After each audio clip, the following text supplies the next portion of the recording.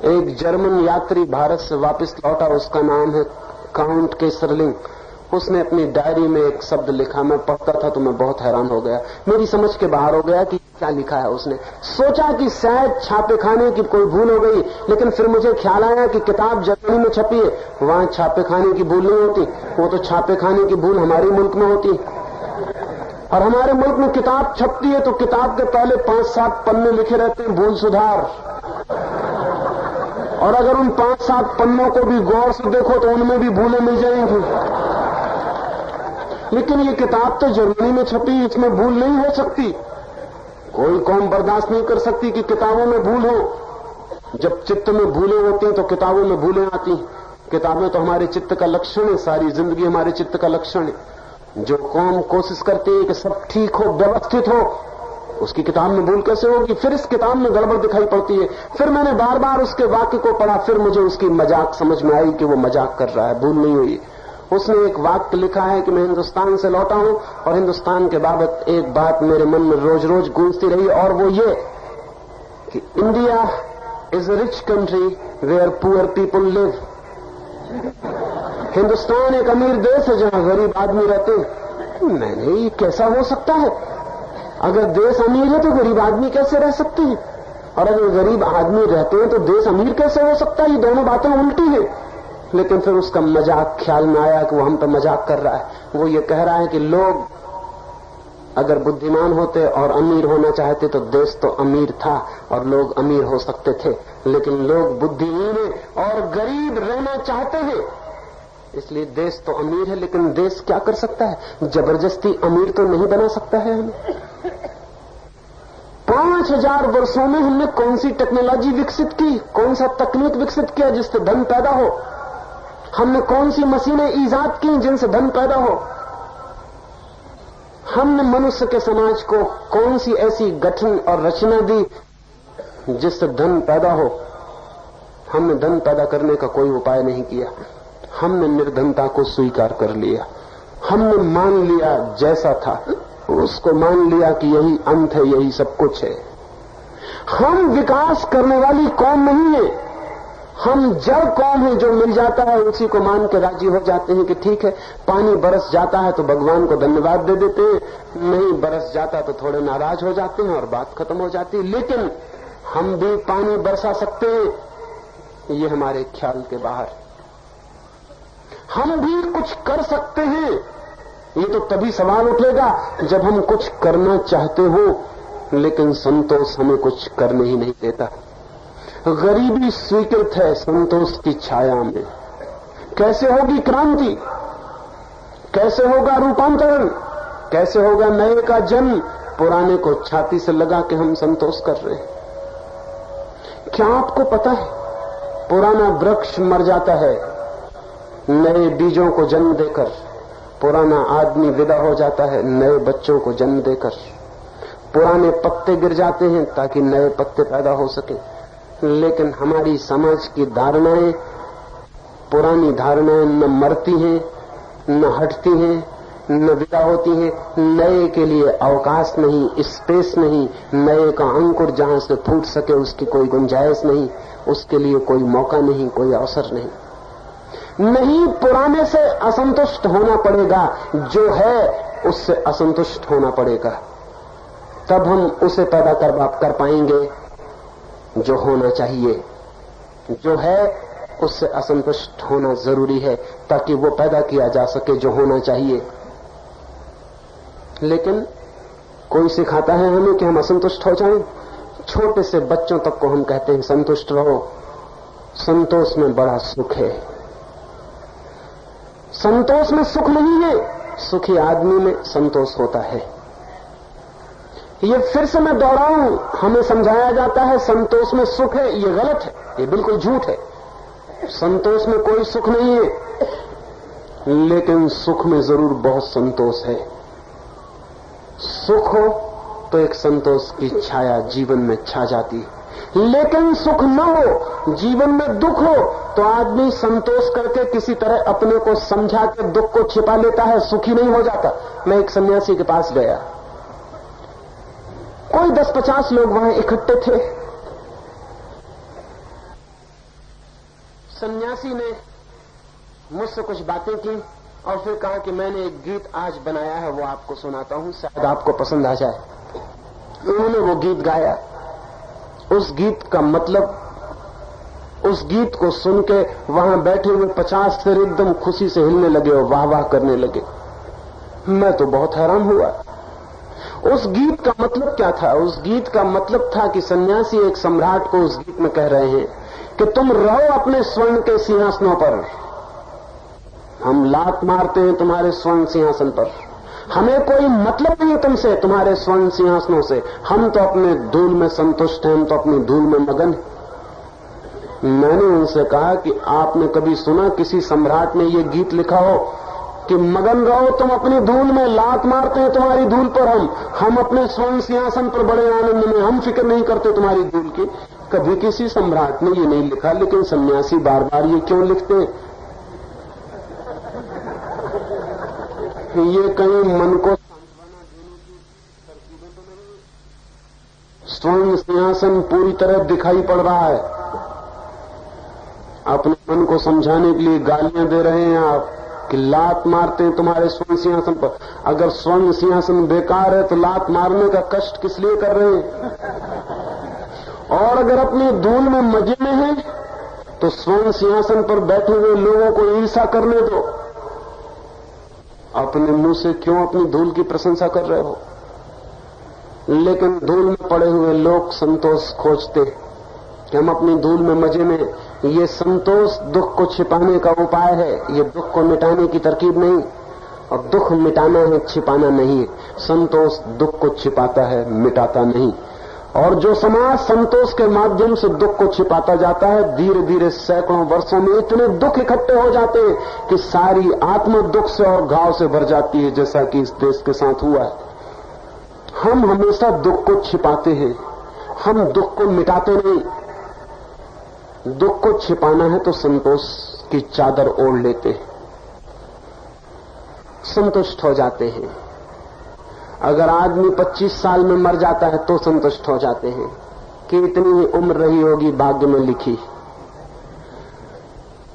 अगर आदमी अंधा पैदा होता है तो संतुष्ट हो जाते हैं कि पिछले जन्म में कोई दुष्कर्म किए होंगे इसलिए बेचारा अंधा हो गया।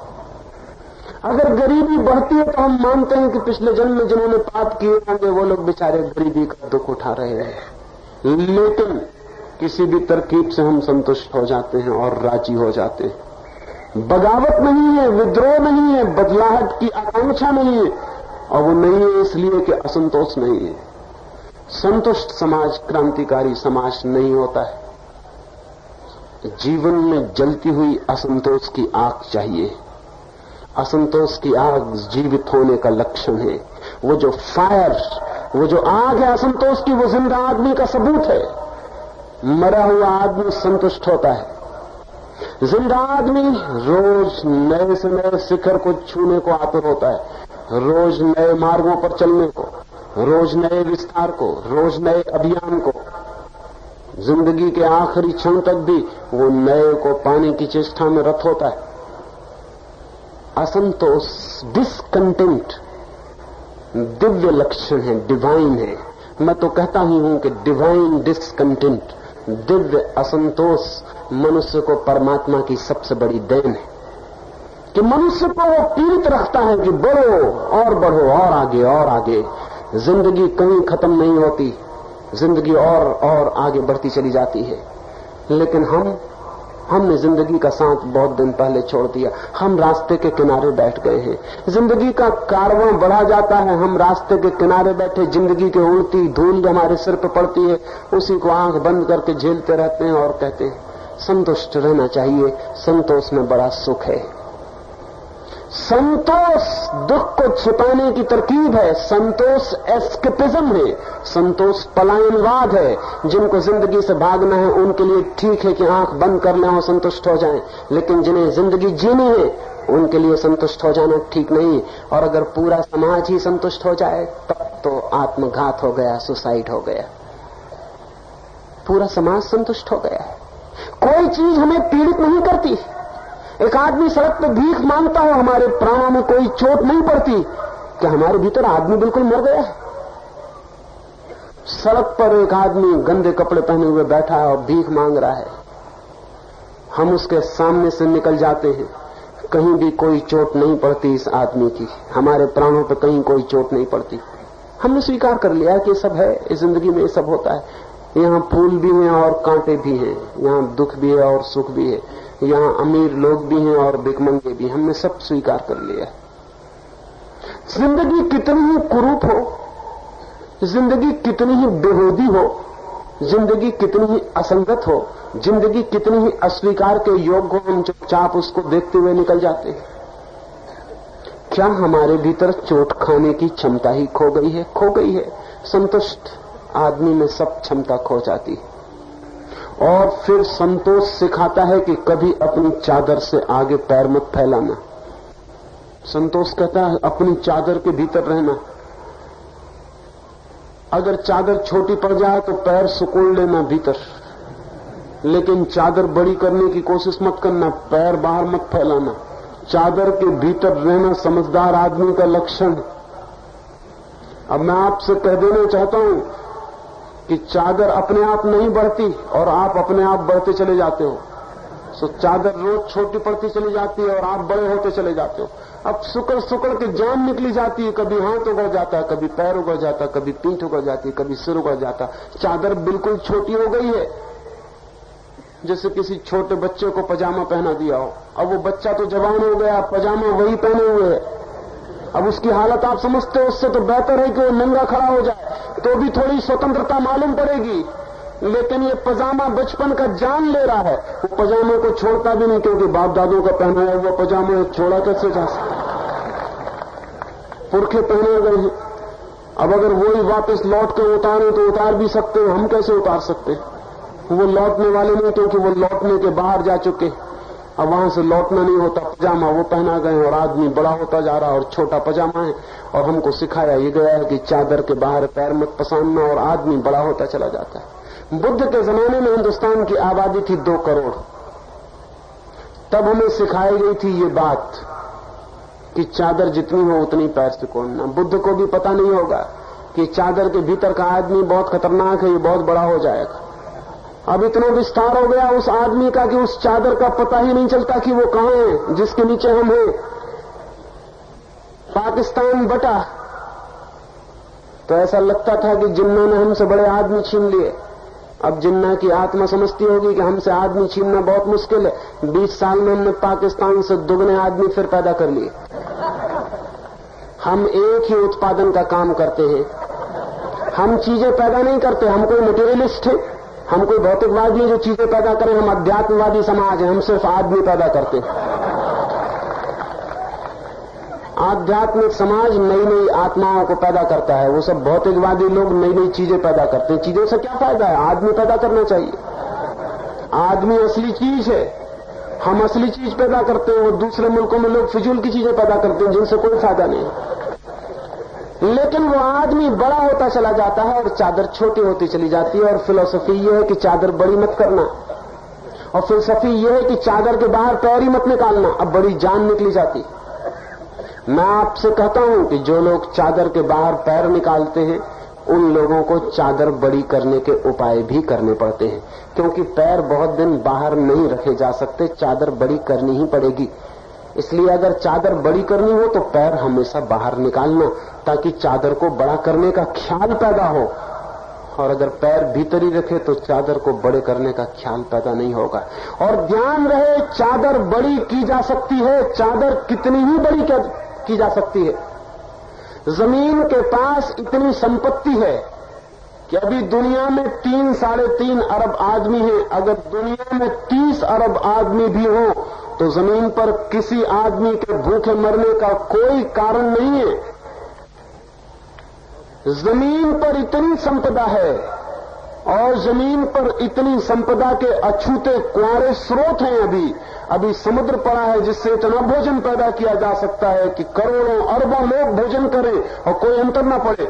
अभी पूरी हवाएं पड़ी हैं, हवाओं से इतना भोजन खींचा जा सकता है कि अरबों लोग जिए और कोई तकलीफ ना हो। अभी सिर्फ जमीन जोती गई है, न तो अभी समुद्र जोता गया है, न हवाएं जोती गई है। अभी बहुत अनजोते खेत पड़े हुए हैं, लेकिन कौन जोतेगा उनको? वो जो कहते हैं कि चादर के बाहर पैर मत निकालना। चादर के बाहर पैर निकालने चाहिए ताकि जिंदगी को विस्तार मिलने की दिशा में गति आ सके, ताकि जिंदगी में क्रांति और रूपांतरण हो सके। तो आज तो एक ही सूत्र पर मैं जोर देना चाहता हूं, संतोष आत्मघाती है। संतोष दरिद्रता में जीना सिखाता है, संतोष गुलामी में जीना सिखाता है। 1000 साल तक हम गुलाम रहे, ये बड़ा चमत्कार है इतिहास का। दुनिया में कोई कौम 1000 साल तक गुलाम नहीं रही है और न रह सकती है।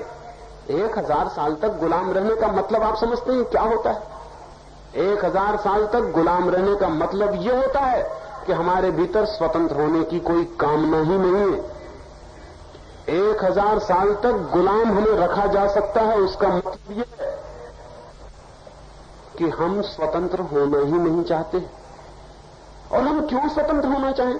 हमारे शास्त्रों में लिखा है, कोई हो राजा हमें क्या मतलब है, कोई हो नृप हमें क्या हानि, कोई हो राजा हमें क्या मतलब है।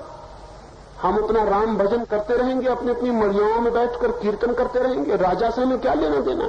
कोई भी हो, जब ऐसी बातें सिखाई जाती हैं समाज को, तो समाज किसी भी स्थिति में रहने को राजी हो सकता है। 1000 साल तक हम गुलाम रहने को राजी हो गए। और ये मत सोचना कि अभी आप और हम अपनी ताकत से आजाद हो गए। अगर हम पर ही छोड़ दिया जाता आजाद होना, तो हम कभी ये झंझट में न पड़ते आजादी के, हम गुलाम ही रह आते। वो तो अंग्रेज बड़े अजीब लोग थे और न माने और हमको आजाद कर ही गए। अन्यथा हमारी कोई तैयारी न थी। हमने क्रांति की थी 1942 में और आजादी मिली 1947 में। ऐसा कहीं सुना है कि क्रांति हो 5 साल पहले, आजादी मिले 5 साल बाद? गोली मारी जाए अभी और लगे 5 साल बाद, ऐसा कभी सुने? और वो गोली भी बड़ी पोछ थी, उसमें भी कोई आवाज नहीं हुई थी, कुछ भी नहीं हुआ था। हिंदुस्तान के एक नेता को भी पता नहीं था कि हम आजाद होने वाले। आजादी बिल्कुल आकस्मिक घटना की तरह हमारी छाती पर सवार हो गई। हम चौंक गए। हम इतने गुलामी से न चौंके थे जितने हम आजादी से चौंके, और हम गुलामी से इतनी परेशानी में न पड़े थे जितने 20 साल से हम आजादी में पड़े हैं। तो आप देख ही रहे, ये आजादी बड़ी अजनबी है हमारे मन को। ये हमारे मन की मांग नहीं, ये हमारे चित्त की आकांक्षा नहीं। आजाद होने के लिए भी बड़े असंतोष लोग चाहिए। दूसरे महायुद्ध में मैंने सुना है, जर्मनी ने तय किया था हॉलैंड पर हमला करने के लिए। हॉलैंड गरीब देश है, हमारे जैसा गरीब नहीं। गरीबी से ये मतलब नहीं होता जैसे हम गरीब हैं। पश्चिम में गरीबी का भी वही मतलब होता है जो हमारे यहां साधारणता अच्छे खाते पीते लोगों का होता है। पश्चिम अमीर, हॉलैंड अमीर देश नहीं है बहुत। उसकी तकलीफ है कि उसके समुद्र का पानी ऊंचा है जमीन से, और चारों तरफ मुल्क में दीवारें उठा के समुद्र के पानी को रोकना पड़ता है कि जमीन डूब ना जाए। तो आधी ताकत देश की इसी में लग जाती। और जब जर्मनी ने तय किया कि हॉलैंड पर हमला करेगा, तो हॉलैंड मुसीबत में पड़ गया। हॉलैंड को सोचना पड़ा, उसके पास फौजें नहीं है जर्मनी से लड़ने के लायक। हम क्या करेंगे? क्या हम गुलाम हो जाएं? अगर हम होते तो हम कहते ये तो बहुत ही सुअवसर है, इसको क्यों चूकते हो? अपनी झंझट छोड़ो, कोई दूसरा रिस्पांसिबिलिटी लेता है। गुलामी में एक फायदा है, अपनी कोई झंझट नहीं रहती। दूसरे लोग झंझट करते, वो फिक्र करते हैं, हमारी झंझट नहीं रहती, हमको चिंता भी नहीं करनी पड़ती। गुलामी के बड़े मजे हैं, गुलामी ऐसी बेमजा नहीं है। नहीं तो दुनिया में कोई आदमी इतनी देर तक गुलाम रहने को राजी ना हो अगर गुलामी में कोई मजा ना हो। गुलामी के भी बड़े मजे हैं। स्वतंत्र होने में जिम्मेवारी बढ़ती, दायित्व बढ़ता है। स्वतंत्र होने में खतरे बढ़ते हैं। स्वतंत्र होने में खुद से ही भूलें हो जाती, गुलाम होने में ना हमसे भूलें होती ना खतरे होते।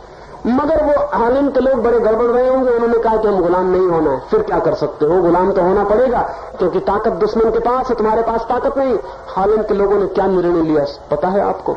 हॉलैंड के लोगों ने निर्णय लिया कि जिस गांव पे जर्मनी का कब्जा हो जाए, उस गांव के लोग गांव की दीवार तोड़ दें, समुद्र को आ जाने दें, डूब जाएं और खत्म हो जाएं। खालिद पूरा डूब जाएगा लेकिन गुलाम नहीं होगा। खालिद मर जाएगा लेकिन गुलाम नहीं होगा।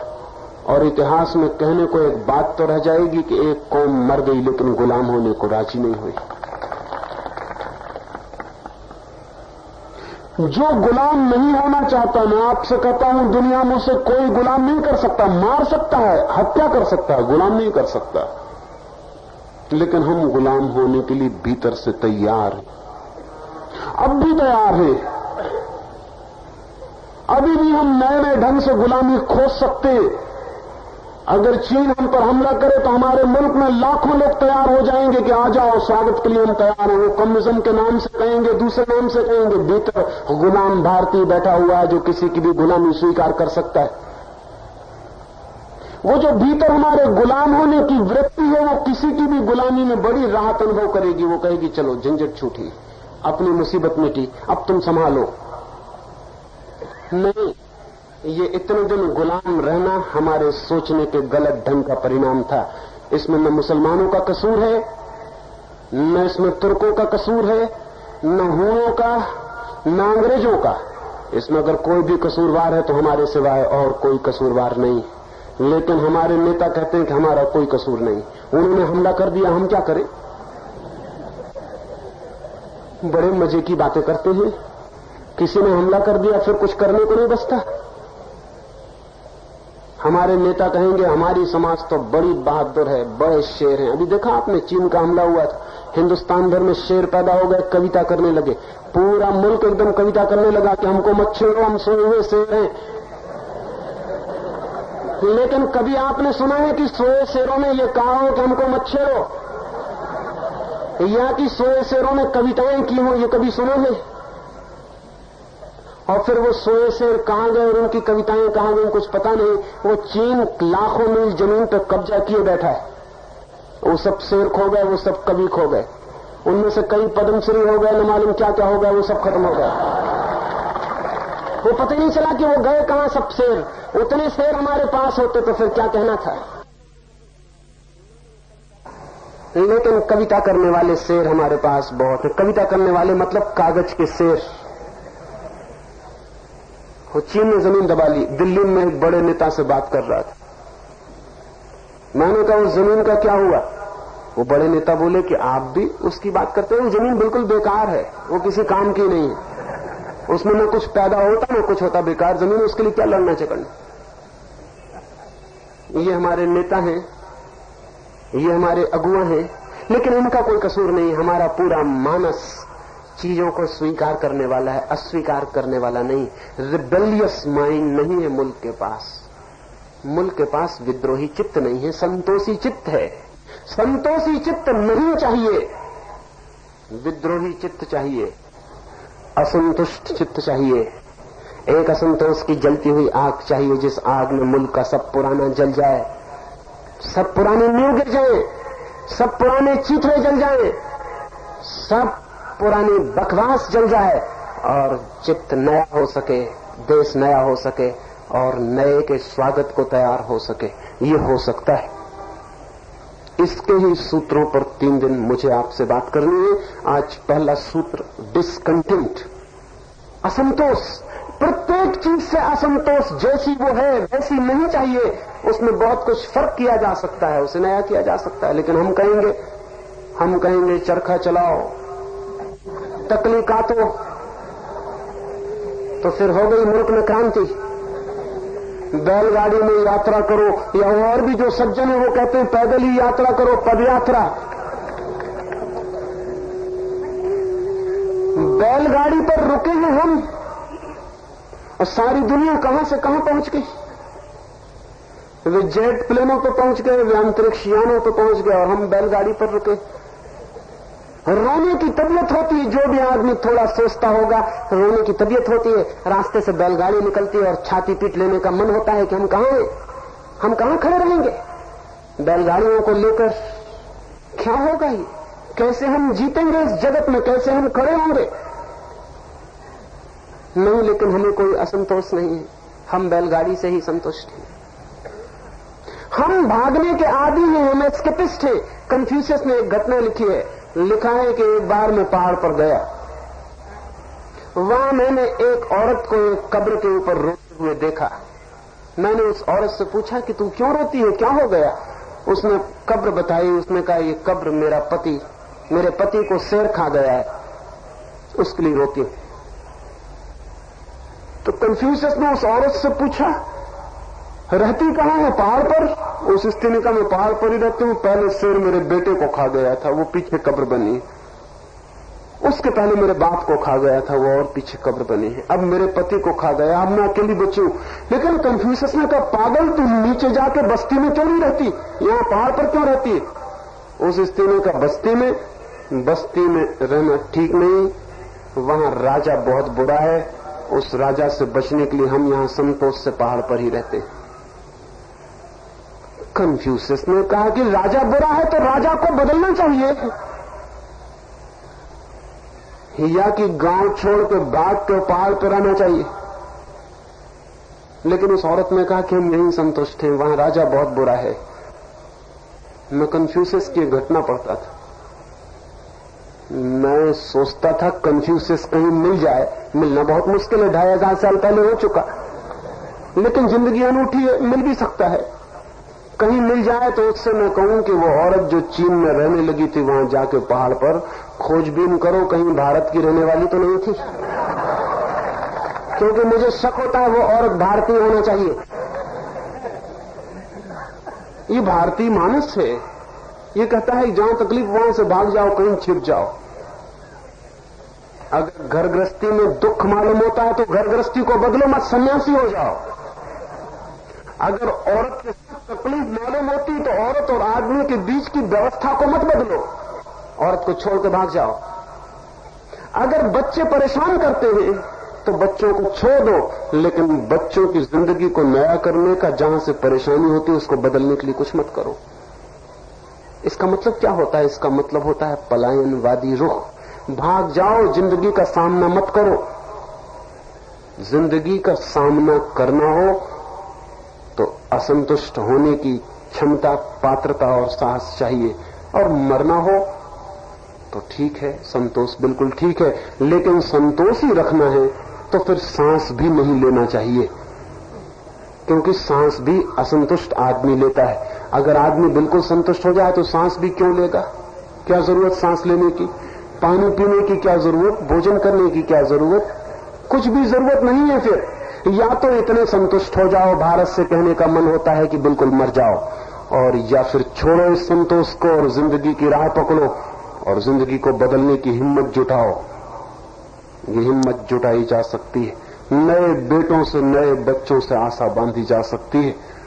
उनकी आंखों में हिम्मत की झलक मालूम पड़ती है, लेकिन पुराने लोग उन्हें बिगाड़ने की इतनी कोशिश में लगे हैं कि बहुत डर है कि कहीं वो बिगाड़ न दे। हिंदुस्तान में जवान आदमी पैदा नहीं हो पाता, उसके पहले बूढ़े मिलकर उसको बूढ़ा बना देते। आने वाले 3 दिनों में ये मुल्क कैसे जवान हो सके, ये मुल्क कैसे विद्रोह सीख सके, ये मुल्क कैसे क्रांति से गुजर सके, उसके कुछ सूत्रों पर हम बात करेंगे। आज तो पहले सूत्र पर मैंने बात की है, संतोष को छोड़ दो, असंतोष को स्वीकार करो। असंतोष मार्ग है परिवर्तन का, असंतोष मार्ग है क्रांति का, असंतोष मार्ग है नए जीवन की उपलब्धि का। मेरी बातों को इतनी प्रेम और शांति से सुना, उससे बहुत अनुग्रहित हूं, और अंत में सबके भीतर बैठे परमात्मा को प्रणाम करता हूं। मेरे प्रणाम स्वीकार करें।